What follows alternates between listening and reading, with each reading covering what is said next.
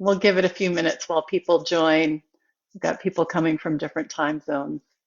And yay, Libby, hi, welcome. Awesome. Yay, thank you for being here. You guys have no idea. This has to be probably my favorite thing I've ever taught. I've just been really looking forward to this. Oh, good. There's Laura. Hi, Laura. Morning. Good. And I can see your comments. It's perfect. Um, yes, if you're a regular student of mine, you know that the breath is something I've been drawn to more and more. And in my personal practice, it's just taken me to new levels. And I'm just really, really excited to share it with you. Good, Nancy K. Awesome. Wonderful. So people are popping on. That's great. We'll have a really nice discussion today, and we'll do some practices. I'm sharing some of my favorites. And so we'll be leaving our time together in hopefully a really nice and centered place, and one where we're building our lung strength, our physical strength, as well as our capacity to just be with these times. And so it feels like a really just the right time to be doing this. Why don't I go ahead and should we jump in? Give it a few more minutes. What time? Yeah. All right. It's about 9:04 now. Um, so welcome. I'm so glad you're taking on this challenge.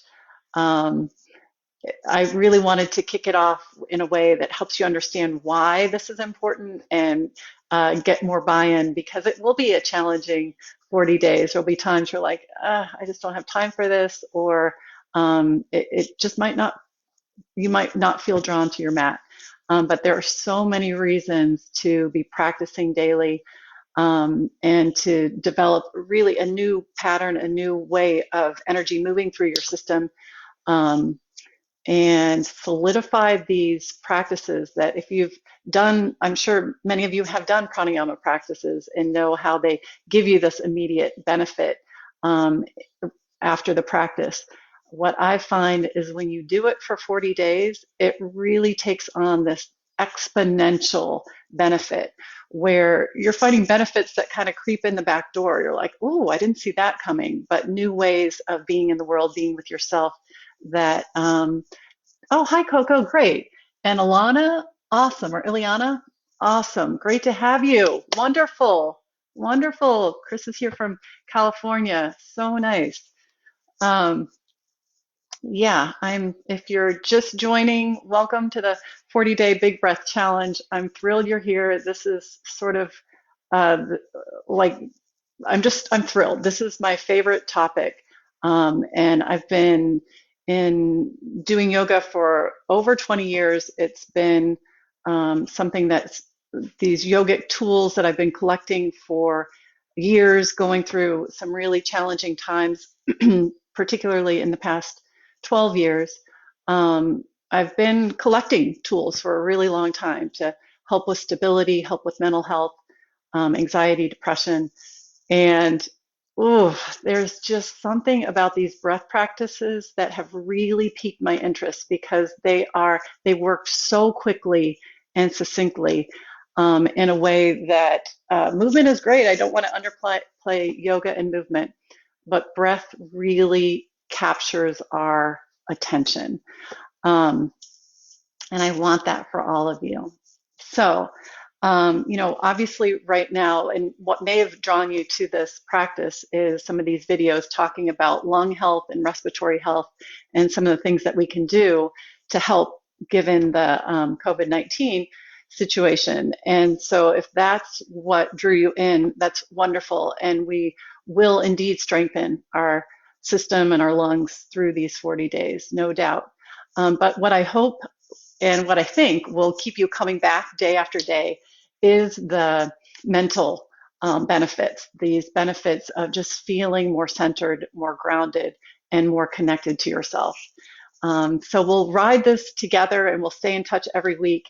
And it might seem like, well, I don't know if we'll need to stay in touch, but we'll probably want to do that for moral support, because it's hard to develop a new habit, and there will be challenges that come up, and there will be questions that come up, and so we'll be able to help each other through that. And our subsequent meetings we'll do in a Google Hangout format, so we'll be able to do more discussion like things. So pranayama is the Sanskrit word for breath practices, and it's actually one of the 8 limbs of yoga. So many of us think of yoga as the practice we do in the studio, the asana, the movement practice, but actually asana is only one of the 8 limbs, and pranayama is another. And so this is an ancient, thousands of years old, these practices. And fortunately, many of these moved from that that lineage of moving from teacher to student in a very private way. They came out to this country in the 60s, and they've become much more accessible. Particularly these Kundalini practices that I've been increasingly drawn to have been they're still a little hard to find, but they're becoming much more increasingly mainstream, more common. And well, why are they important, and why do they make a difference? We could talk about that for an hour, and I probably wouldn't be the best person to explain all the reasons. There's so much depth to pranayama. But the really sort of the bottom line in it is that they just help disrupt what my teacher calls the tidal wave of unconsciousness that happens in our mind. And so we know our breath happens whether we're thinking about it or not. But when we can influence our breath in a conscious way, it takes our mind out of those unconscious patterns. And that might not even seem like, oh, well, no, what's the big deal in that? The crazy thing about our unconsciousness is that we're unconscious about most of of how unconscious we are, if that makes sense. And so when you start to develop these practices, and you get to sit and witness some of the thoughts that are going on beneath, you start to realize how much we need these practices to break what is this perpetual cycle of our habits, or what we grew up with, and what we carry with us from our beliefs about ourselves or our ways of being in the world. And so we're really disrupting all of this unconscious momentum to be able to be more, come from a place of decision and choosing who we want to be, how we want to be. And then there's also just this natural sense of being more true to ourselves. When we get underneath all that momentum and all of those thoughts, we're just exposing our truth of who we are, which is this beingness, and this really beautiful place of light and love. So hopefully that's all. This is stuff you're going to experience in a new, tangible way. Yeah, these Kundalini practices, I've just been increasingly drawn to, as unusual as they are. Many of them are odd, and that may be a barrier for you. You may feel like, what? You want me to do what? And there is a little bit of a leap of faith that, yeah, there's a reason why these are odd. There's a reason why that they've sustained the test of time in spite of being so unusual. It's because they work. And so anyway, that's my disclaimer. The thing that's so wonderful about these Kundalini practices is that they get really prescriptive in terms of what you're seeking. You can find a practice that will offer that. So there's such a range. There's thousands of these practices, and there's such a range. And so to distill these to the few that we're teaching today was a little challenging in some ways, because I want you to know them all. But I do have these favorites that are great go-tos, especially in this time. So why don't we go ahead and just check in. We'll be sitting a bit today and breathing, and I'm on a cushy couch, and so I've got a little pad underneath me to help me get really rooted, a little pillow. If you want to sit on the floor, that's great. But find a comfortable seat. This is an important part of working with the breath, is finding a nice tall spine. That's really important. If you are sitting on the floor, I suggest sitting up on a blanket or a pillow, something to get the hips a little bit higher than the knees if you're sitting cross-legged. Also, one of my favorite things I do if you have extra blocks and sitting cross-legged on the floor isn't so comfortable, you can place those blocks on the outer thighs, underneath each outer thigh, and you'd be surprised at how much that support helps you access that tall spine. So wherever you are, if you are on a comfy couch, maybe finding a little bit of something to support you underneath, and then bringing the back away from the back of the couch or the back of the chair so that you can really elongate and feel the tall spine. And then let's just close our eyes here and start to notice our starting point. So notice where you're starting today and where you feel the breath moving through you without shaping it, just watching your starting point. Where do you feel the movement of the inhale and exhale in the body?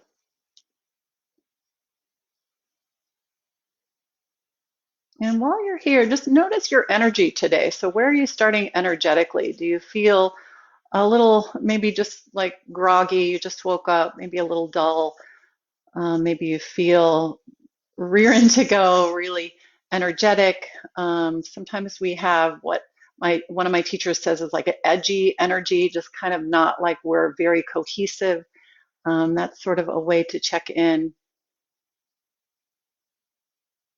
And then another check-in is on the mind. And notice how the thoughts are coming this morning. It might be that foggy morning, sort of, again, sluggish mind or foggy mind. But there also might already be an active mind where the thoughts are coming quickly. Sort of see if you can put a finger on what's going on for you.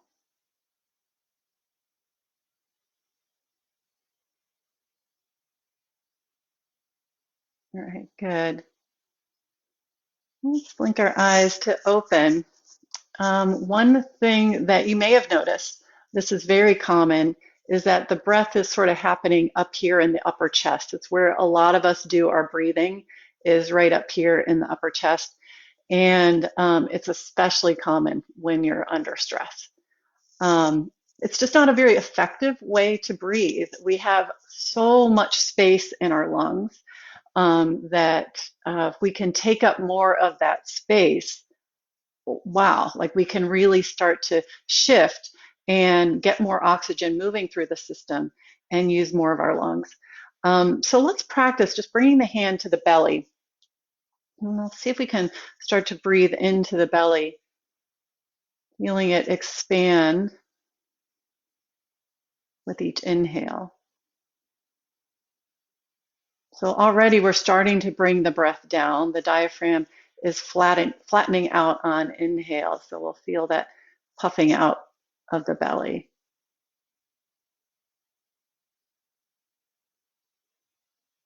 And there's just a softening on exhale.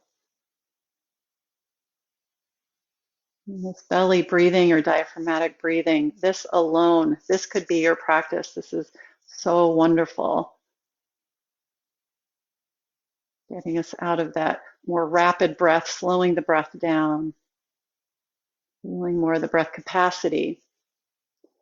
But let's go a step further. And as we bring the breath into the belly and expand it, then bring it into the midribs and all the way up to the upper chest. And then exhale downward, back down to the belly. We're inhaling from belly up to the upper chest, and exhaling down to the belly. Inhaling, it's like you're moving into the belly, expanding the ribs in a 360 movement up to the chest, and then exhaling back down. There's the softening of the ribs, softening of the belly. And again, we'll inhale, fill up the belly, feel the ribs expand, feel this sense of expanding all the way up to the collarbones, and exhaling back down. All right, good. That's what is often referred to as just long, deep breathing, LDB, as I call it, long, deep breathing. And hopefully you've seen, wow, you can really use more musculature. You can take in much more breath. And hopefully you've even noticed just by slowing it down and taking in that more breath, like, oh, yeah, feeling a little bit more present, a little bit more like yourself. Next, I'd like to practice what's been floating around by Dr. Jonathan Bayuk about how to breathe if you have this virus, and as a way to prevent it, to help build our lung strength. And he recommends doing this, and others have talked about this as well, doing 5 deep breaths. And it's a breath with a long, deep breath, and then a pause for 5 seconds, and then you exhale.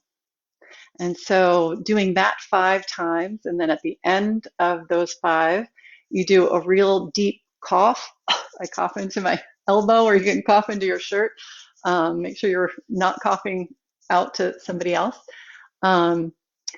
But how great that is to help this virus from getting into especially the back of the lungs. So we'll practice that, but I'm going to add in one more piece to it, which just helps with stress. And but first I should mention that with breath pauses, or kumbakas, they're called, they're just not recommended if you are pregnant or think you might be pregnant. So if that's the case, it's LDB, long deep breath for you. Also, if you have unmedicated high blood pressure, it's not recommended that you pause the breath too. You can just use a long deep breath. So keep that in mind. So the thing we're going to bring into this 5 deep breath pause practice is we're going to bring in a little bit of a tension stress reliever. So we're going to be inhaling, pausing at the top for 5 counts, and while we pause, you're going to squeeze every muscle you can think of. So you're squeezing your fists, your elbows, your face. You can squeeze your knees, your feet, anything.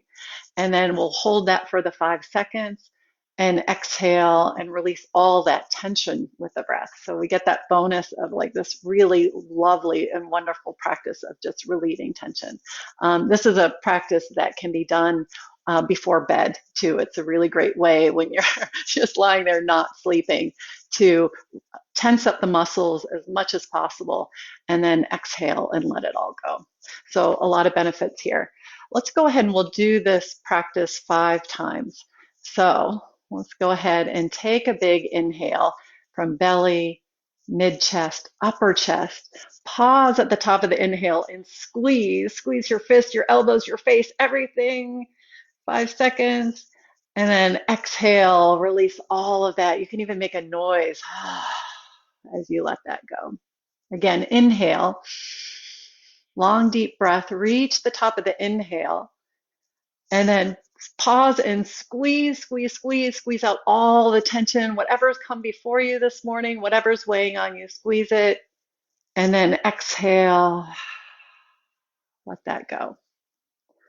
3 more. Inhale, fill up, and then squeeze for 5, 4, 3, 2, 1. Exhale, let it all out, let it melt away. Good. Again, inhale fully, reach the top, and squeeze everything. Maybe add in something you haven't squeezed before. 3, 2, 1. Exhale. Actually, this next time we exhale, let's like make a real sound, like make our others in the home be like, what's going on here? Let's just do a sigh. All right, let's do that this next time. So inhale, fully reach the top. Squeeze, squeeze, squeeze, squeeze, squeeze, squeeze your face, squeeze anything you can think of. Exhale and make a sigh. All right, good. So that practice, oh, we can't forget our cough. So let's take a big inhale now. Reach the top and then give it a good cough. Great. All right. So that's recommended to do that twice. You can do it 2 rounds of what we just did, those 5 breaths. You can do them back to back. You can space them out. But that's recommended to do that daily. And you can make that part of your pranayama practice, a longer practice as well. And we'll talk about how we build that. So any questions about that before we move on? Anyone? All right, let's move into these Kundalini practices. And I'm going to type in a chant that we'll be working with. It's Om Namo Guru Dev Namo. Oh, I'm not spelling it right. Okay. So we are going to be moving into 3, maybe 4 Kundalini practices, and these are these practices that have really, if you didn't hear my spiel earlier, they've just been really transformative for me, absolutely transformative in a way that I just didn't see coming. And now it's not only my favorite thing to teach, it's my favorite thing to practice. I just am blown away by how these work in very specific ways with your energy. So we'll start with my favorite breath, and I teach this a lot. It's called Ego Eradicator. So it's a great name. And it is one that can really help bring you into balance and shake off whatever's come before. So it makes a really great daily practice. It is just 3 minutes. So for that reason alone, it's a fabulous breath to keep in your pocket because it can really shift energy. To me, it's the most bang you can get for your buck for 3 minutes. Ego Eradicator. It is challenging, and so you can work in different ways, and and you can come in and out of the pose. But the way we'll start, and I can highly recommend that you work with this chant as you set your daily practice. It's a way to just sort of set the stage for coming in, doing this work, and calling on your inner teacher, your inner guru. And it also honors the teachers in your life that have come before you. So it's a really beautiful way to just sort of set the space. And one of the things I love about it is you can feel the vibration of these sounds in different parts of the body. Ong, as you, the O-N-G sound vibrates the upper palate up to the third eye. So you'll probably, that might be the sound that you feel the most, the Ong sound. So you get to look for that. So we'll go ahead and we'll do that chant. We'll do it 3 times together as a way to set our space. So bringing the hands together at the heart, and hopefully you guys can see. I don't know why I've got, oh, there we go. That's better. Yeah, Jen, great, awesome. Okay, good. Yeah, so you can see in the chat, Om Namo Guru Dev Namo. We'll do that 3 times. So take a deep breath in. Om Namo Guru Dev Namo. Om Namo Guru Dev Namo. Om Namo Guru Dev Namo. Good. And let's set up for our ego eradicator. So the breath with this one is a fiery breath. It's called breath of fire. And you can simply work with this breath of fire, without adding in the arm positions.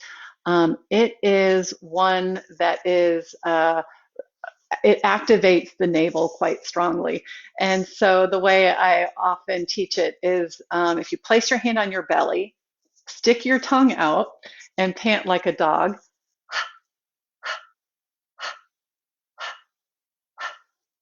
Stick with that and notice how you're really activating the belly, snapping it back on exhale. Do that, but now close the mouth.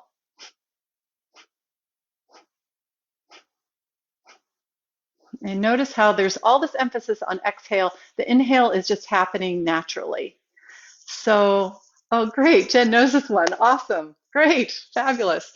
So that's what we're working with. And you may want to take breaks from it. It's really activating for the navel. And then we're going to add in also a strenuous arm position.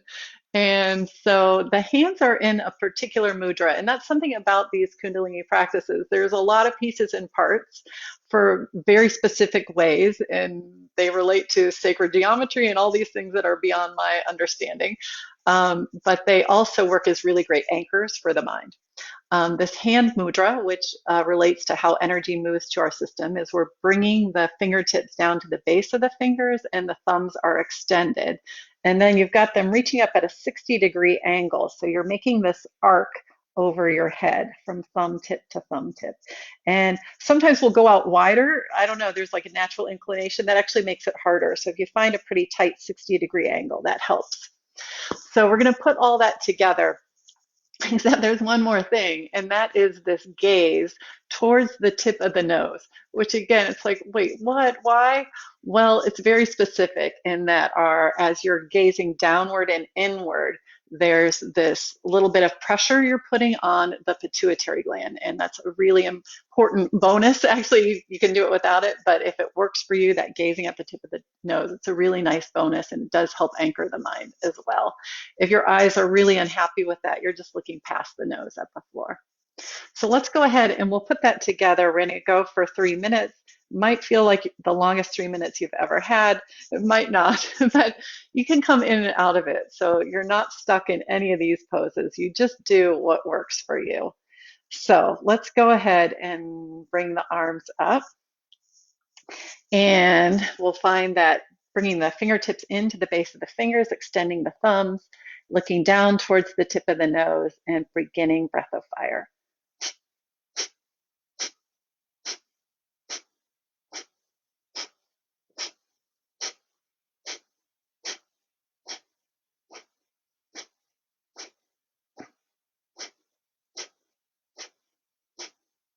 Find that tall spine, but also find a little space around the base of the neck by dropping shoulders down.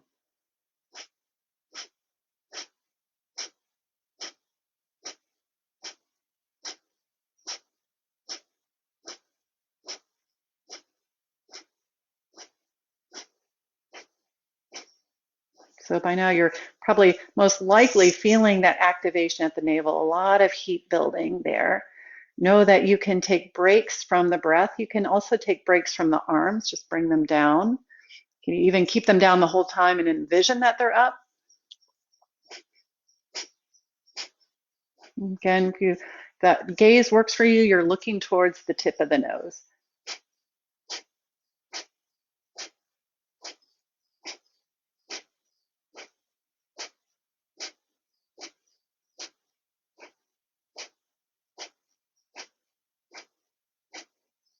So as that fire builds at the navel, know that this is really a very important way to work, in that we're really gathering up this energy at the navel that connects us to our own power. And this is so important in this time to connect to our own power. And this is not power in, sometimes we think of power as connected to the ego and this puffed up power. This is our true power. So when you are more connected to your true power, you're just less swayed by everything going on around you. So this is a fabulous breath to help you come into your own strength. So you can think of that as you pump the belly. And you can bring the internal gaze to the belly, just keeping your awareness there, but you can also bring the gaze up towards the center of the eyebrows. And that, again, is a nice anchor. One more thing to throw into the mix. You guys are doing really great. We're just 30 seconds away, so hang in there.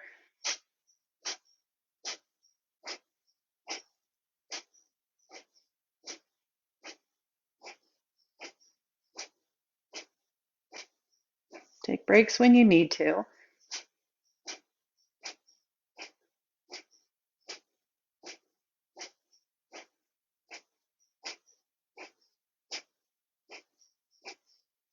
Great. Let's take a great big inhale here. Pause at the top of the inhale and bring the thumbs together to touch. Reach the fingers up towards the ceiling. So we're extending the hands up towards the ceiling. You're reaching up from your base. You can even see energy spiraling up the spine, up to the higher centers of the mind. Reach up through the hands, and then we'll exhale here, bringing the arms down like you're clearing the space around you. Beautiful. And you can bring the palms to face up if that's comfortable. If you prefer to have them down, that's fine too. And we'll notice the effects of those 3 minutes. You're likely feeling that connection to your navel a little more strongly. What else are you feeling? Do you have that sense of vibrancy? Sometimes to me, it feels like I'm just reclaiming more parts of myself. There's even a little bit of this buzzy energy. Just notice what it is for you. It's different for everyone. It can be different every day. And we can also develop more sensitivity to what we are feeling the more we practice just observing.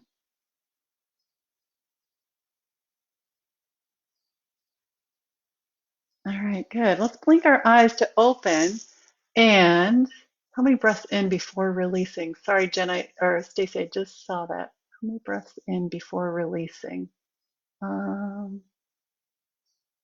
not sure. Stacy, send me more info about that. I'm not sure which breath you're speaking of. That might have been the previous breath when we were breathing in doing our long deep breathing and pausing for 5. Anyway, I'm curious if you have any questions about that, any feedback on Ego Eradicator. This can make a wonderful, wonderful daily practice. I have a friend who wakes up every morning, even before he goes to the bathroom. He sits on the floor and does 3 minutes, actually does 5 minutes of Ego Eradicator to set himself up for the day. And one reason, and actually this is a good time to talk about that, this time of morning can be a really, really wonderful time to bring in your breath practice. And I know that doesn't work for everyone, but one reason to do that is to set the stage for your day.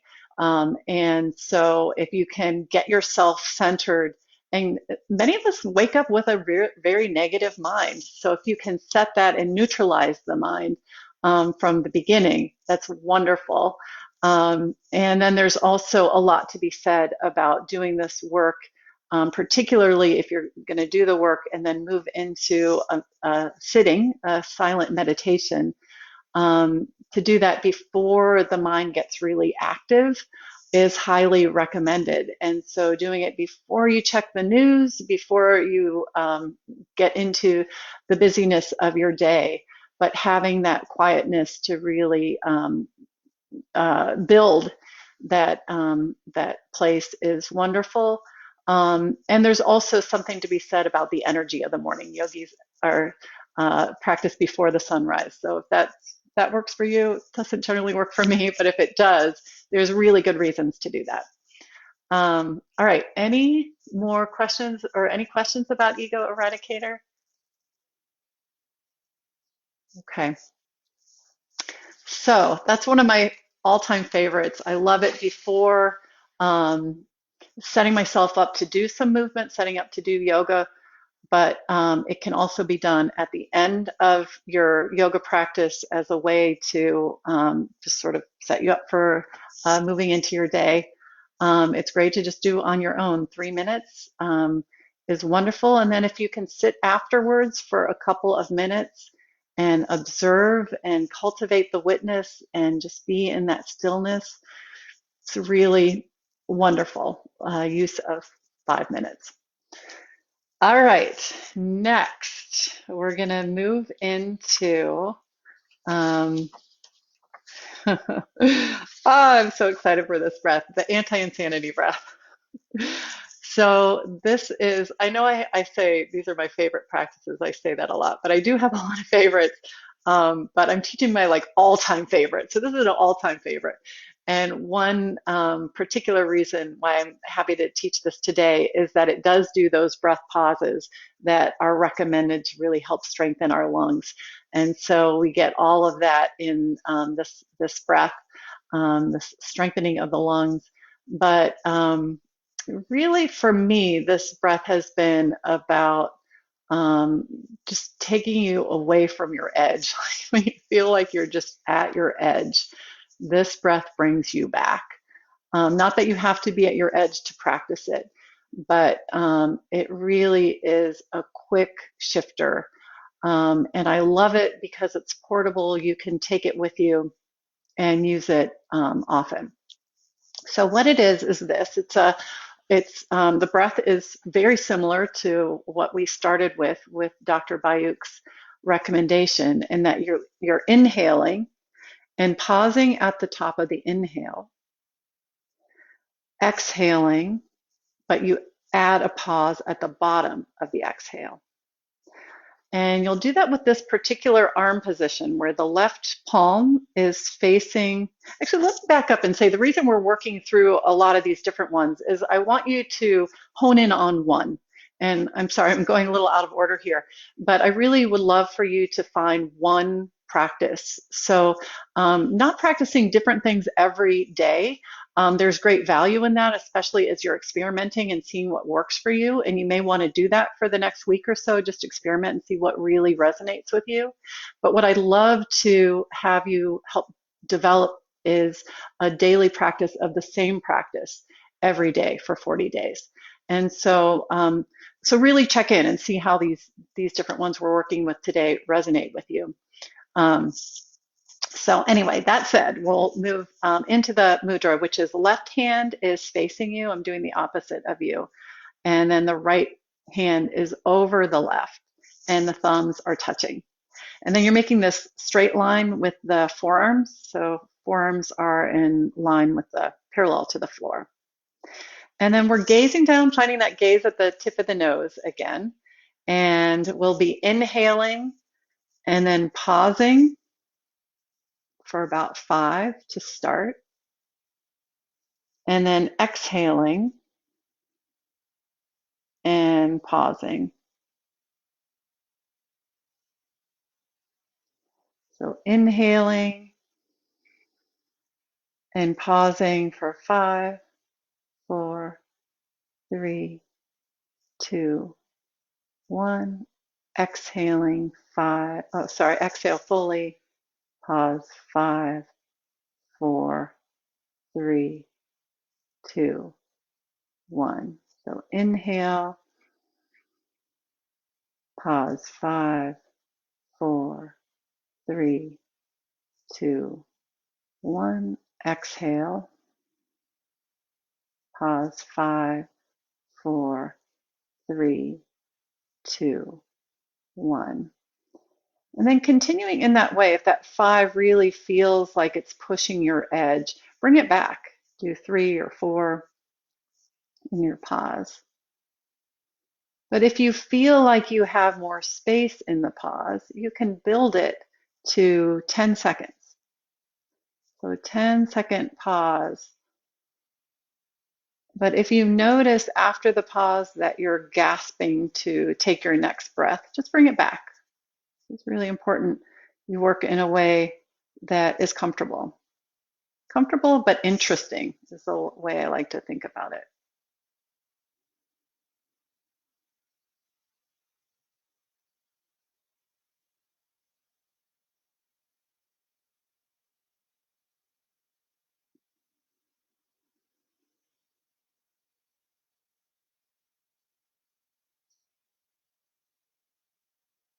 These breath pauses, or kumbakas, they're called, have this really wonderful way of capturing our attention and keeping us present.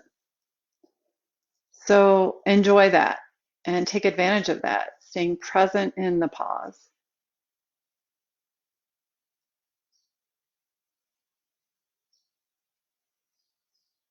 And if you'd like to invite in just a little light mula bandha, if you're familiar with the bandhas, you're finding this squeeze at the root by drawing the sit bones together and the pubic bone and tailbone together.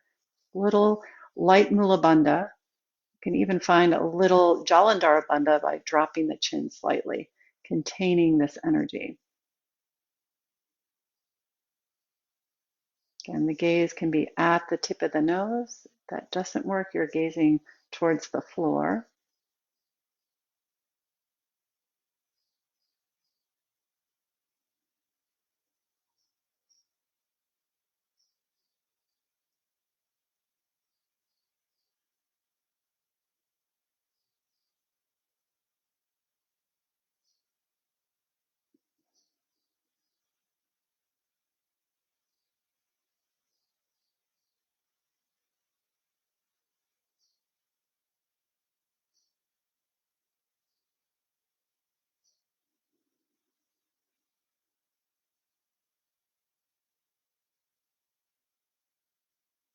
And notice if you're finding just a little bit of gripping or grasping in the pause, and see if you can soften in the pause.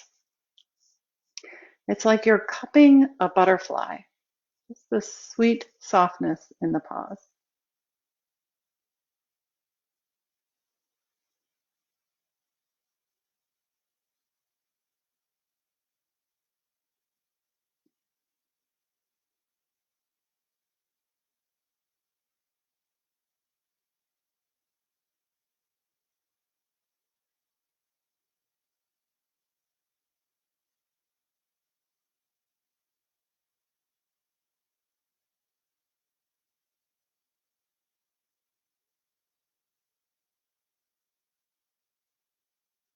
And now to end, let's inhale and pause at the top of the inhale.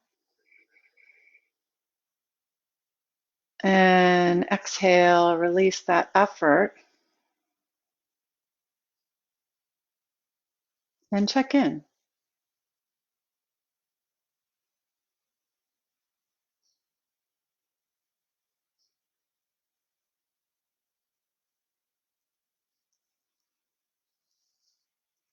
Notice if you feel a little bit more stable, maybe feeling a little bit more space between you and whatever's been eating at you.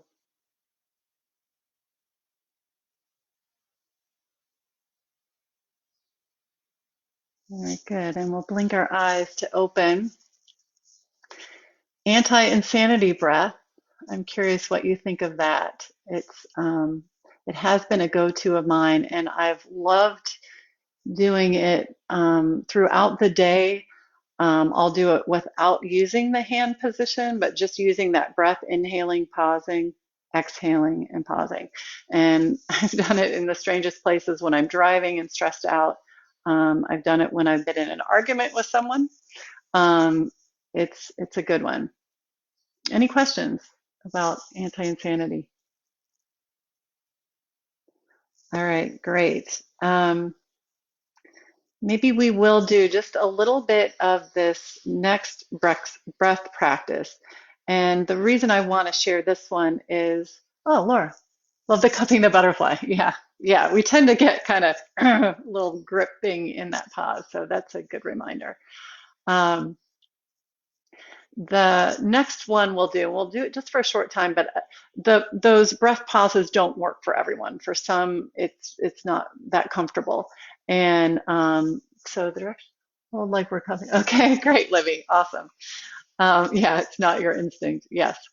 Um, there's one more breath that I'd love to share in case this one it didn't really resonate with you, wasn't one that was working for you. And this is again a really one of my favorite breaths, and it's called I call it the balance of elements of the body, or tattva practice to help balance the elements. And this one is done with the fingers pressing into each other. So the thumbs and fingers are pressing enough so that you're really, those first segment of the fingers are really joined. And then the thumb is pointing towards the heart and the fingers are expanded. And this is a slightly different breath. We'll be inhaling for one long inhale through the nose and then exhaling in 8 parts out. Sorry, through the mouth. So inhale through the nose, exhale in 8 through the mouth.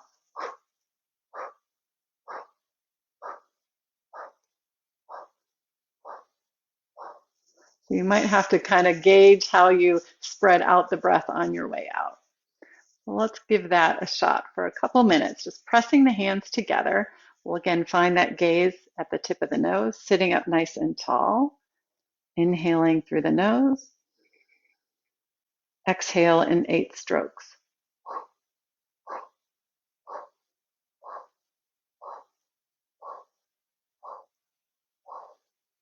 Inhaling, exhale in 8.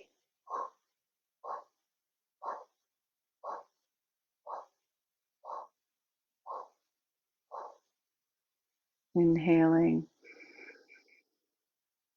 exhale 8.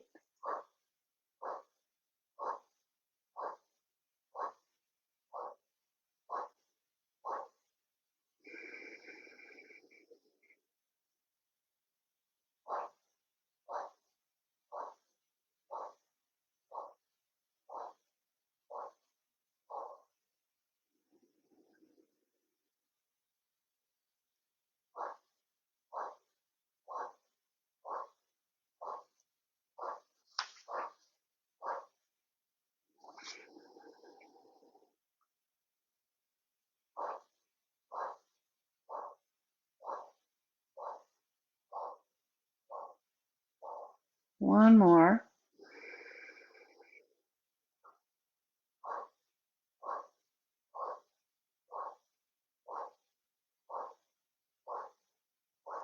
Good. And then let's inhale, pause at the top of the inhale. Bring the gaze, close the eyes and bring the internal gaze up to the third eye. Slight lift to the gaze. And exhale and release. And notice how that impacted your state, your internal environment.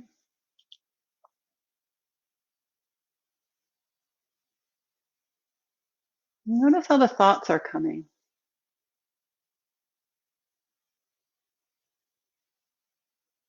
Feel like you have more space, more quiet.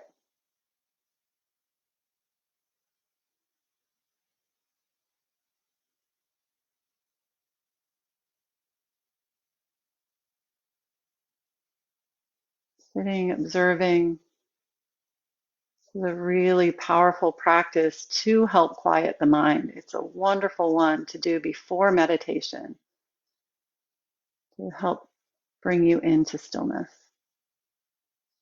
Feel that.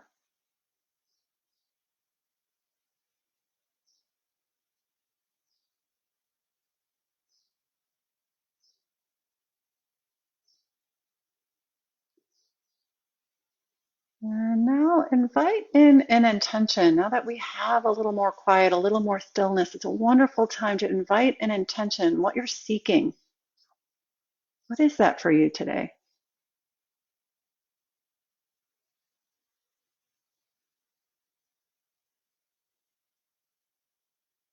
your heart calling for?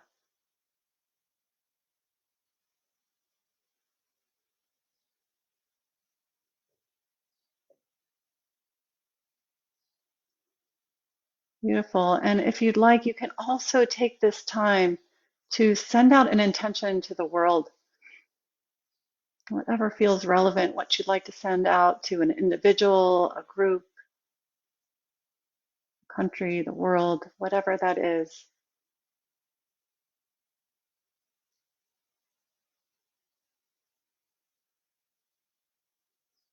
Good. And then we'll come on back and blink our eyes to open.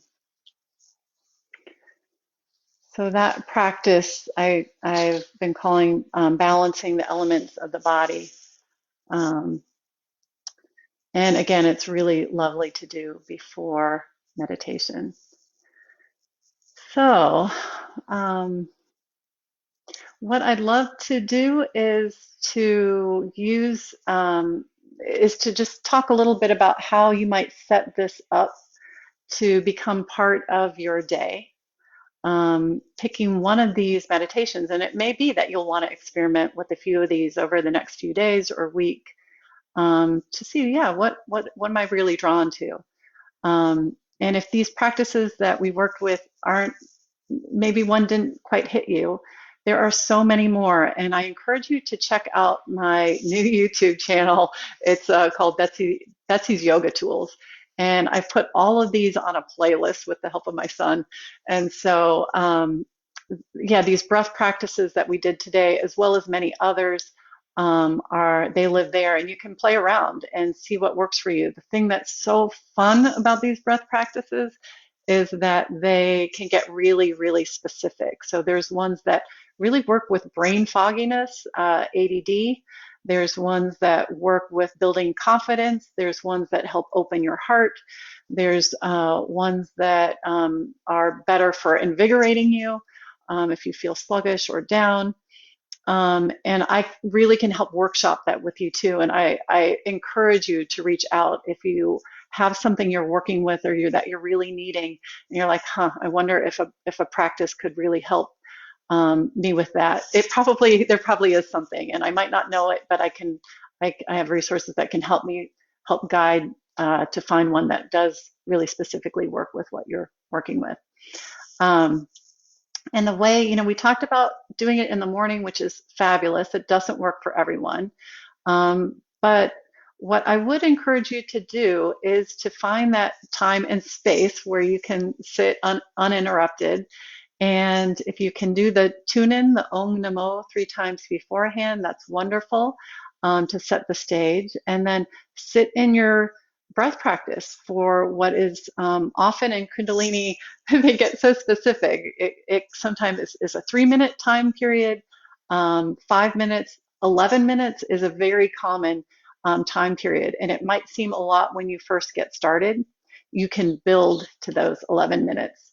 But what I've found are when I do a consecutive practice for 40 days with an 11-minute breath practice, the effects have been transformative.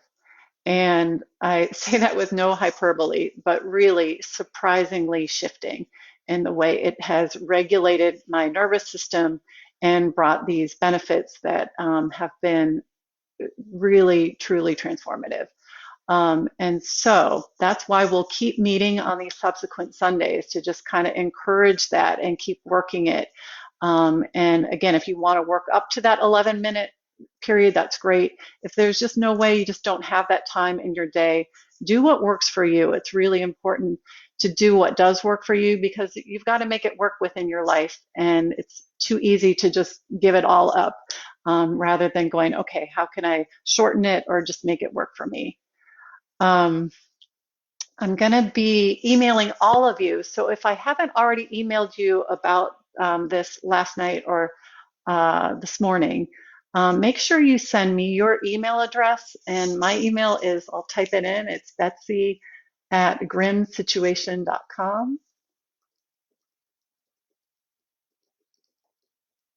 And so please email me, and it would be wonderful if you email what your practice is, and that way I can help support you. um, I teach a midday meditation on Tuesdays and Thursdays that some of you know about and have attended. And we're going to be working that during that time too. So it's a chance to practice together, which is wonderful. So if you'd like to get in on that, I can email you information about that. And it's a way to practice together and start to solidify these practices. Um, but yeah, I'll also email you the link to the YouTube channel playlist, which gets at all these different pranayama practices. So I know this has been a lot of information. Once you start getting into it and start your practice, you may have questions that come up, but it's really just a matter of making it a habit. And so once you do so, it really, all this information just sort of distills and you're like, oh, okay, I get it. And many of these practices you can practice along with me on my videos. So you don't have to remember any of it. I should have said that from the beginning. In your email, can you remind us of your options and a little reminder of how to do them? Yeah, actually, I would suggest that you follow, at least in the beginning, follow on YouTube my instruction. Yes, I should have said that from the beginning. It will really help to follow along. And then it might be distracting and you might want to just do it by yourself after you kind of get the hang of it. All right, any questions? Any more questions? One thing, yeah, what we ended with, that idea of ending your breath practice with an intention or perhaps a prayer or intention to the world, you can bring that in as well if that resonates with you. Post email again. Oh, yeah, it did a weird thing. It's Betsy at grimsituation.com. Grim has two M's. It's my last name. Betsy at grimsituation.com. Thanks, Marie. Um, And let's stay in touch if you do want help navigating, finding that particular breath practice that works for you, wonderful. But to recap, Ego Eradicator, which we started with, is powerful. It's a 3-minute pose that really shifts things quickly. So that's a great one when you're crunched for time. We did the anti-insanity breath, which did the inhaling and pausing, exhaling and pausing. And that's a wonderful one to help strengthen our lungs. It's what's being recommended by these doctors for our immune system. Thank you, Stacy. And so that's kind of a no-brainer for me. It's the anti-insanity breath. Of course, we need that right now. So that's a really great one if you're kind of having a hard time choosing. The last one we did, the balancing one, is especially wonderful. They all are, to be honest, to do before you meditate. But because you're breathing in and out, or you're breathing out through the mouth, it's especially settling. And so that last one, the balance one, thank you, Ileana, is really great to do before meditating and sitting. So please email me any more questions, and we'll stay in touch. We'll meet again from 9 to 9:30, and we'll do that not here on Facebook Live, but on a Google link. And so I'll email that to you as well, a Google Hangout link. We'll do that each week to check in. So, oh, I should mention this. To end the practices, the Kundalini tradition is to end with this beautiful mantra, Sat Nam. And Sat means truth, or the highest truth, like the big wide world web of truth, is my essence. It's within me. Sat Nam. So we'll do that with a long Sat and a short Nam sound. So let's go ahead and bring the hands together at the heart. Take an inhale here. Sat Nam. So Sat Nam. Thank you. Let's do this. Thank you, Nancy. Angry Mistake.